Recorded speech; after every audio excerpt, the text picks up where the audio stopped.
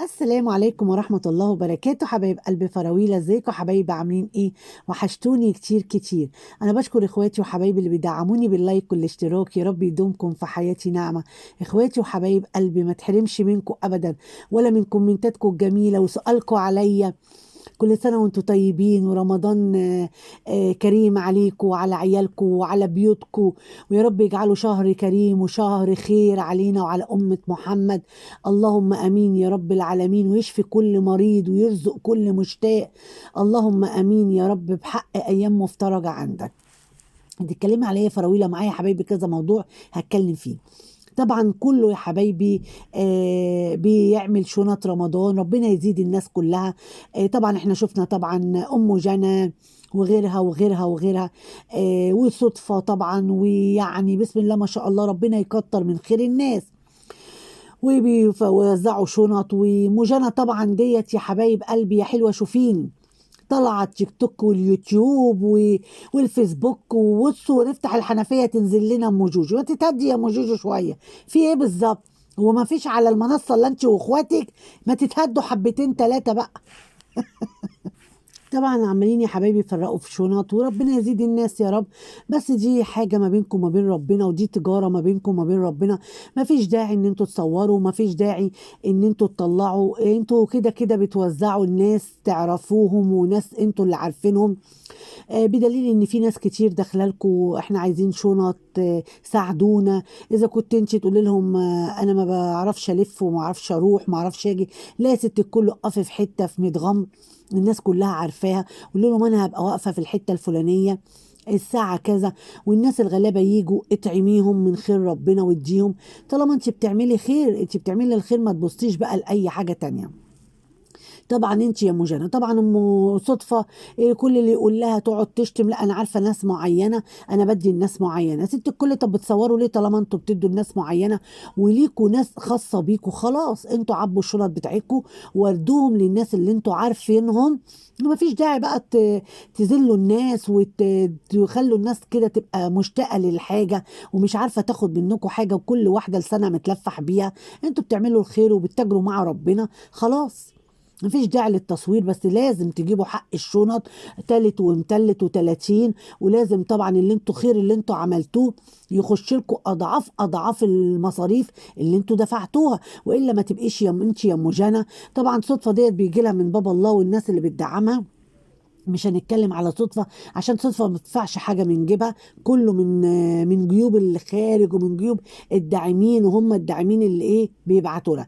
لكن انت يا موجانة لازم تعملي طبعا حاوي عشان تلمي حق المصاريف اللي انت دفعتيها اضعاف اضعافها. معروف عنك يا موجانة بالنقطة ديت، ان انت لما بتصرفي 10 جنيه لازم تدخليهم جيبك 200 جنيه قدام ال10 جنيه اللي انت صرفتيها.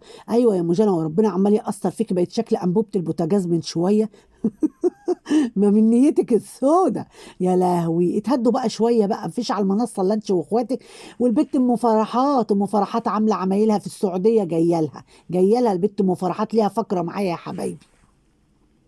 طلعت علينا طبعا يا حبايبي الحاجة أمونة، طبعا كل سنة وانت طيبة يا ست الكل. وريتنا طبعا الأجواء بتاعت رمضان جميلة. ربنا يسعدك يا حاجة أمونة، والله العظيم انت موريانا، بس الحزن مقطع في وشك والحزن طالع من قلبك صافي. احنا حاسين بيكي عشان احنا كلنا أمهات، واحنا حاسين بيكي يا ست الكل. طبعا عامله طبعا اجواء رمضان جميله قوي، وورتنا طبعا السحور، وقعدت الصحه لوحدها، وقاعده يعني تاكل لوحدها. حسبي الله ونعم الوكيل، حسبي الله ونعم الوكيل يا حاجه امونه في كل اللي بيجي عليكي. عشان قعدك لوحدك ده قطع قلوبنا، وقعدك لوحدك دوت سمع في قلوبنا كلها. بس ما تندميش وما تزعليش من اي حد ما يسألش عليكي. واحنا كلنا عارفين ان العاق بتاع مصلحته، واحنا قلنا الكلام ده. طالما مصلحته في الحفرية، لا هيبص لامه ولا يبص لابوه ولا هيبص للجن الازرق. والله يا حبايب قلبي هو هايس يا حبايبي في المشاريب، بيشرب كوبايه الكركديه يا حبايبي بتاعت ام هاجر. والسر اللي في الكركديه والقهوه يا حبايبي بتاع ام هاجر، اللي مخلينه متول متكفي على وشه. يخرب بيتك، يخرب بيتك وبيت صفار وشك يا عاج. طبعا الحاجه امونه وريتنا طبعا البلح اللي الحاج ناجي بعته لها، وقالت طبعا بعت لها يا مش رمضان، وبعت لها حاجات بس هتوصل بعد اسبوع او 10 ايام. طب يا حاج ناجي ما كنت بدرت يا حاج ناجي قبل رمضان بفتره؟ كانت الست كلت من يا مش رمضان، وكلت مكسرات، والست كانت روقت على دمها. ده انتوا حارقين دمها، ربنا يخرب بيوتكم يا جماعه. يا جماعه هادوا على الحاجه شويه، الحاجه امونه غلبانه والله ما تستاهل منكم كل ده. ربنا يعينك وربنا يقويكي، وربنا يا رب يجمد قلبك ويثبتك كده على اللي انت فيه يا حاجه امونه. احنا كلنا معاكي، وكلنا بنقول لك كل سنه وانت طيبه. طبعا يا حبايبي قطعت قلبنا طبعا لما قالت اللي عايز يفطر معايا يجي وانا اروح افطر معاه. الفراغ يا حبايبي والوحده وحشه، ربنا يكفيكوا شر الوحده، اللهم امين يا رب العالمين.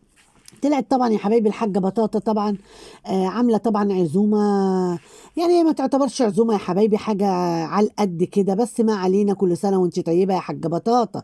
ربنا يهديك يا حاجة بطاطا كده، وتدي الواد العق كلمتين كده، وتحنيني قلبه على امه كده يا حاجة بطاطا. كفاية بقى كفاية. انت ما كانت صدفة ما بيتكلمكيش كنت هتتجلطي، كنت هتتجلطي. ومنين ما تطلعي عاملة ال 111 في اورتك ومكشرة وعلى وشك غضب ربنا. هدي العق ده شوية من ناحية امه، وقولي له روح لامك واسأل على امك، وحنيني قلبه. حنيني قلبه. بس اقول لك العيب فيه هو. شوفي احمد حلبس عشان راجل، احمد حلبس عشان راجل واخد مراته وراح فطر مع امه وابوه اول يوم، وضارب الدنيا صارمه. شابوه ليك يا احمد، شابوه ليك. انت صغير في السن بس تصرفاتك تصرفات رجاله كبيره، وحاكم بيتك وحاكم مراتك. شابوه ليك. لكن العاق دوت مش عارف يحكم حتى على نفسه يا حبايب قلبي. شي شي حاحا. مش فالح بس غير انه يطلع بس يقل ادبه على اختي وحبيبتي مدام اخلاص ابو رجيله. كل سنه وانت طيبه يا ست الكل. ويقل ادبه على القنوات اللي بتتكلم وبتنتقده، وهو يستاهل اكتر من كده، عشان احنا بنجيب من قلب محتواهم المتنيل ب60 نيله. طبعا قاعد النهارده يا حبايبي ياكل طبق المحشي اللي الحاجه بطاطا عاملاه، وطبق الممبار وصينيه الفراخ. يعني الاكل يعني عادي خالص خالص خالص. اكل زي اللي بيعملوه اي حد. ما فيش عزومه مثلا رمضان، ما فيش ده كربات تقول لك تبقى قاعد كده يعني مستهطل فيها قوي مستني بقى العزومه الحلوه. لا ده اكل عادي خالص. طبق محشي اتحط في النص، صينيه فراخ اتحطت، طبق ممبار، وكلوا بالهنا والشفا طبعا سعاد وعيالها. وطبعا طلع محمد من المائده ما لقاش فضحهم وجرسهم. وطبقين بتنجان مخلل يا حبايبي، وخلاص على كده. وقاعد طبعا متحشر في وسطيهم، وقاعد طبعا عامل نفسه ان هو ابنهم.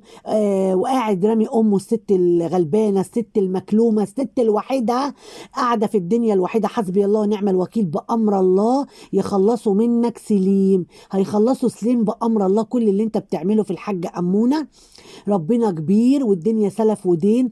كل اللي انت بتعمله الضحكه الصفراء والصفار اللي باكك من وشك ده، والله والله ربنا ما هيعدهولك، وربنا مش هيفوتهولك.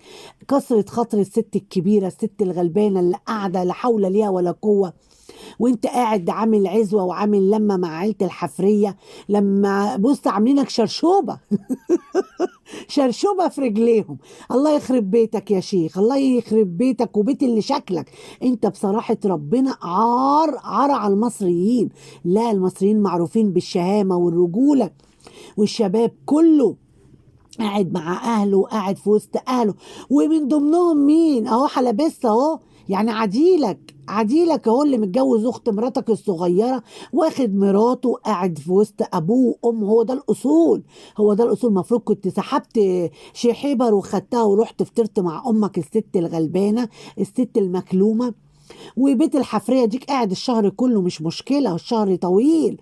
بس الست الغلبانه كنت طيبت بخاطرها.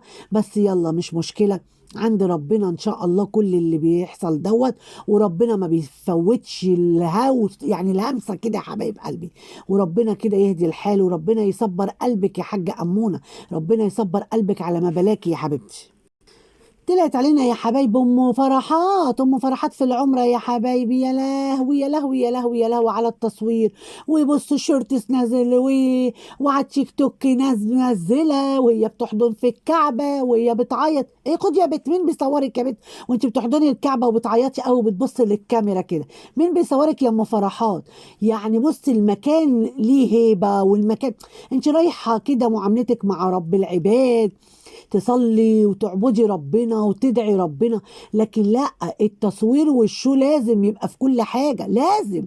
مش فاصلة يا حبايبي، على التيك توك منزلة وعلى الفيسبوك منزلة وعاملة عمايلها. طب ما مدام فاطمة طبعا عمرة مقبولة، تروحي وترجعي بألف سلامة في العمرة، محدش يعرف إلا طبعا كلنا عرفنا من أختنا وحبيبتنا مدام سهى نور إن مدام فاطمة في العمرة، لا صورت ولا قالت. ومدام سهى نور لما بتطلع العمره ولا بتصور ولا بتقول ولا بتتكلم.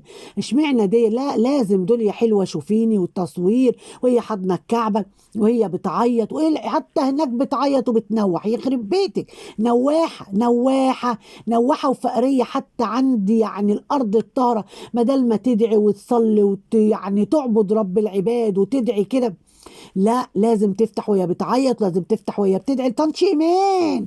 يخرب بيتك، مفيش الا طنط ايمان في العيله. الحاجه بوسي فين يا بيت؟ يا بنت الحاجه بوسي فين؟